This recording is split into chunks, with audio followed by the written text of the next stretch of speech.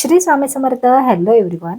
तर आता ना रोज संध्याकाळी सूर्यास्त पाहायची सवय तर लागलेलीच आहे, पण सूर्यास्तानंतरचं हे जे दृश्य आहे ना, तर ते सुद्धा पाहायला मला फार आवडतं. मग चहा घेत घेत मी खिडकीतून असं छान इकडे पाहत बसले होते. आणि मग त्यानंतर काय अचानकच आज माझं पावभाजी करायचं ठरलं. ते का पडेल ते तुम्हाला सांगतेच, पण मग मी काय इकडे सगळ्या भाज्या वगैरे उकडून घेतल्या, कारण अर्जंटमध्ये माझं ठरलं होतं. मग असं पटापट म्हणजे सगळे शूटिंग न करताना मी पटापट पटापट पावभाजीची तयारी केली. आणि इकडे काय थोडासा मूड पण चांगला झाला होता. मग डान्स करत करत माझं चाललं होतं, नखरे करत करत करत स्वयंपाक करायचं. तर हे माझं रोजचंच आहे.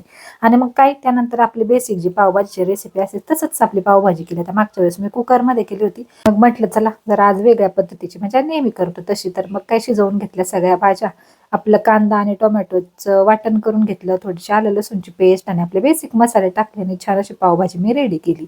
आता इकडे सगळे आम्ही ना पावभाजी रेडी तर झाली होती माझी, पण सगळे गप्पा मारत बसलो होतो. तर आज ह्याच्यासाठीच मी पावभाजी केली, कारण माझ्या ननंदबाईंचं आगमन आमच्या घरी झालेलं आहे.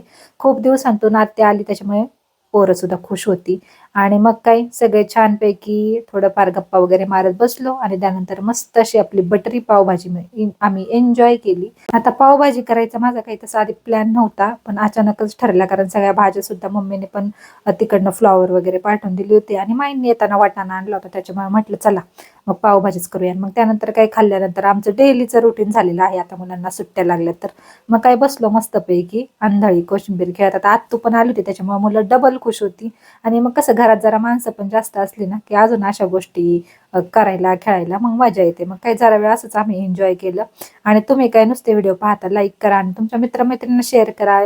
यूट्यूबवरती पाहत असाल तर मला सबस्क्राईब करा, आणि इन्स्टावरती पाहत असाल ना तर नक्की फॉलो करा. तर असेच माझ्या व्हिडिओमध्ये तुम्हाला रेसिपी, असा घरचा आमचा गोंधळ, मस्त थोडंसं कसं आपल्या लाईफमध्ये आपण कसं थोडंसं एन्जॉय करायचं फॅमिलीसोबत, हे सगळं पाहायला मिळतं. चला पुन्हा भेटूया पुढच्या व्हिडिओमध्ये.